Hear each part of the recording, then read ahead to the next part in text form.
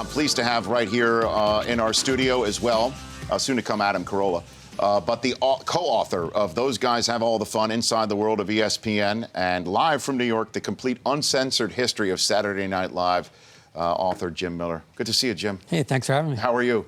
I'm doing okay. We've been all week long remembering my buddy, Stewart Scott. And when I heard you were in town, I just wanted to have you in here because you interviewed the free world of Bristol.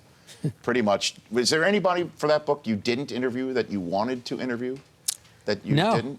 You got everybody, right? No, it was pretty great. It was pretty great. Really great participation. So where do you place Stewart in the pantheon, I would say, of the worldwide leader in sports? Well, you know, I mean, look, as we saw this week, and I think people have been kind of blown away by the reaction, because I think even those of us who knew him and people like you who knew him better and worked with him, I mean, I don't know if anybody would have guessed this kind of reaction.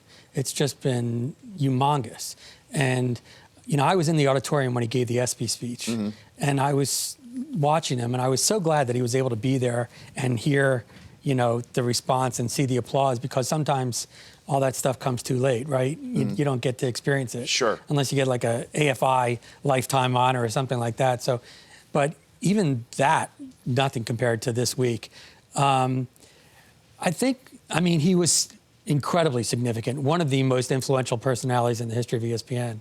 And it turns out, and this speaks to your career at ESPN too, I mean, there are moments for networks like CBS News, when the Murrow boys came back and that transition from radio to television. I think of NBC, like the first 5 years of SNL were transformative.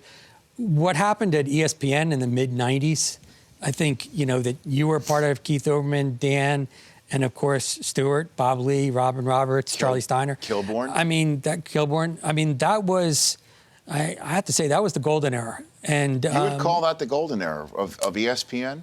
Without a doubt, because, well, in part for two reasons. One is the network was straddling two eras. Like, it was still kind of, remember, in 1990, they wanted to give away 20% of ESPN and nobody wanted it. Hearst only bought it because they had like a tax certificate. So nobody really knew what ESPN still was in the early. So in the mid-1990s, it wasn't the behemoth that it was. Like, the moat wasn't as wide as it is now. And so there was still tremendous growth, yet at the same time, you still knew everybody at the Christmas party and everything else. The AquaTurf, right, where there was a Christmas party. And you know, I'm here with Jim Miller, the co-author with Tom Shales of Those Guys Have All the Fun Inside the World of ESPN. I remember walking in, I was 26 years old, fresh from Redding, California, KRCR-TV. The spirit of the North State was the phrase of the ABC affiliate up there. And I remember walking in, second day on the job, they were shooting the Don't Walk SportsCenter commercial. Oh, yeah. With Kilborn and everybody, sort of like the We Are the World of ESPN in that way. And I remember just seeing the people who were there. I'm like, well, there's Dan, there's Keith, there's Berman, who was not in that commercial, but he was there. And there's Robin Roberts, there's Steiner, there's Bob Lee, there's Kilborn. I was a big fan of you know, Linda Cones as well, and Culver. Gary Miller, he's doing a ton of SportsCenter back then. But it's interesting to hear you, who've chronicled the entire history of the of the worldwide leader, would call that the golden era, that point in time. Also in part because, look, SportsCenter has got a problem right now, because back then we waited till 11 o'clock because we wanted to see the scores and we wanted to see the highlights and we wanted to see you guys play around with each other. Now, I mean, you know, I get my Philly scores after every inning. If I'm, you know, technology has kind of like, in a way, really hurt the value proposition, so to speak, of SportsCenter. So back then, we couldn't wait. I mean, you guys could tease a game before commercial. Like, we have to wait through the commercial to find out the score. Yeah, and I remember that. I remember, though, in 2001, after, you know, 9/11, and CNN started using the bottom line ticker for its news. Right. And ESPN decided to pick that up as well. Yeah. And I was one of the only SportsCenter anchors, to be honest with you, who went into management and said, can't we figure out to time the scores at the bottom of the screen to not cannibalize the lead-in that I'm delivering on ESPN, on SportsCenter, to try and keep you through the highlight. Because there I am doing the lead-in, saying, giving you the background of a highlight that I'm about to do, and the final score flashes right over my tie. Right.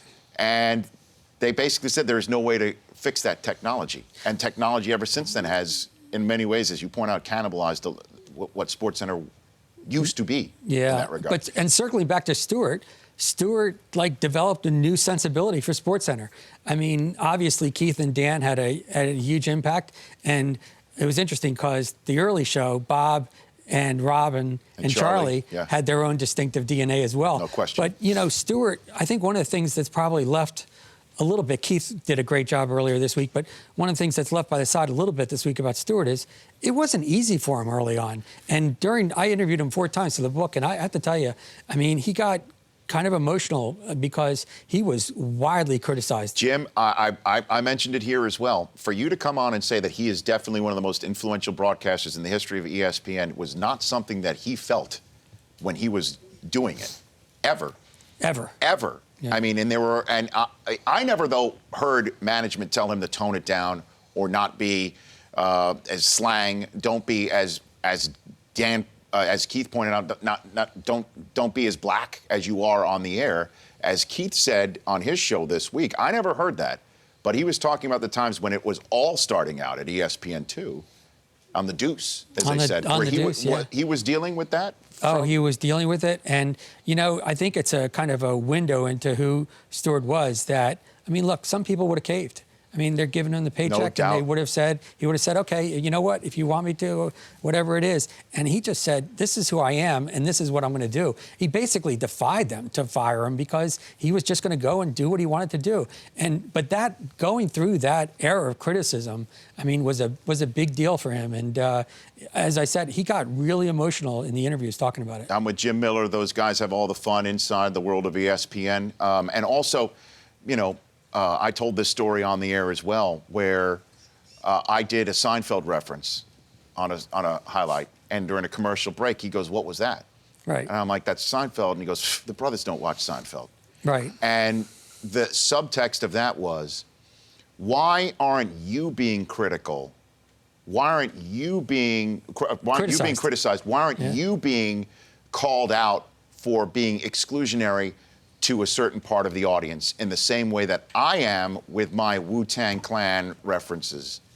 He was, I mean, and this was probably in the late 90s, and he always had that as a driving force to his broadcasting on SportsCenter. And so for him to now, in his passing, which I still can't believe, being called as influential, groundbreaking, iconoclastic, it truly is one of the best services that could be done of Stewart, because at the time he really didn't feel it at the time he was going through it. Yeah, I think the other takeaway from this week is, I mean, obviously a lot of us knew how sick he was, and in fact at the ESPYs there was no guarantee he was even going to show up given what he had been through previous week.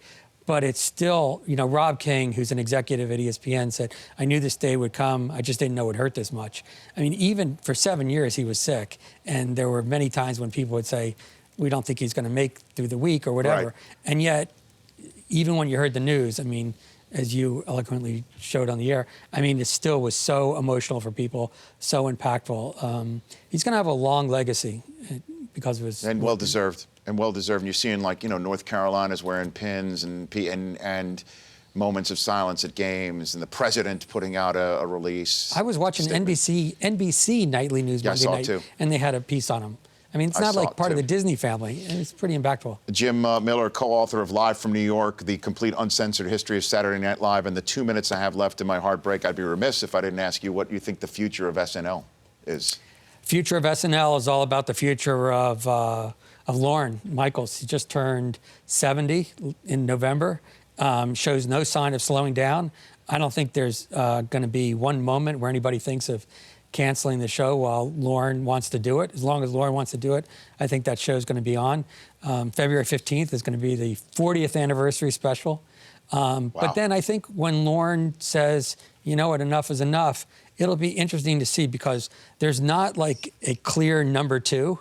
I mean, maybe 10 years ago, Seth Meyers or Tina Fey could have taken over, but now they have obviously empires of their own. So I'm not sure who would take over. I'm not sure what the network would think. but it's a magical ride that he's been on. Well, thanks for being here. Hey, thanks for having me. I appreciate this. Anytime. And I appreciate you coming in and lending your thoughts on this week, you know. I mean, I was talking about it with my wife who was there, at ESPN, and she's filling in for me on Tuesday again. And, Stewart means so much to us personally. Like, at what point do we stop talking about him, Yeah. At what point is it? And I'm not there yet. Well, he deserves it. I'm just not there yet, Yeah.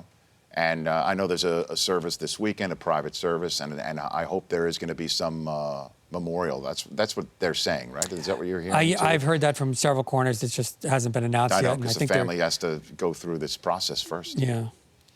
Thanks for coming on. Thanks for having me. Did you say, Law, that during this conversation the Robert Mueller report came out? Yeah, Ian Rappaport of NFL Network is reporting the Mueller report is out, and, quote, "We found no evidence that anyone at the NFL had or saw the in-elevator video before it was publicly shown." That's the Robert Mueller report. Well, that's what I'm going to have to do in the next 5 minutes of our break. Some big deep breaths on Park Avenue? Well, and then, of course, there'll be people saying that, that maybe that still didn't happen, but I hope so. We'll see. Thanks for coming on. Thanks for having me. You bet. Go, if you haven't read or bought either of these books, go do it. Those guys have all the fun inside the world of ESPN, live from New York, the complete uncensored history of Saturday Night Live. And I'd love to have you come back and just talk SNL with you, too. Anytime. Absolutely. I'd love that. It's Jim Miller. You can also follow at Jim Miller on Twitter. The Rich Eisen Show, weekdays at noon Eastern. On Audience.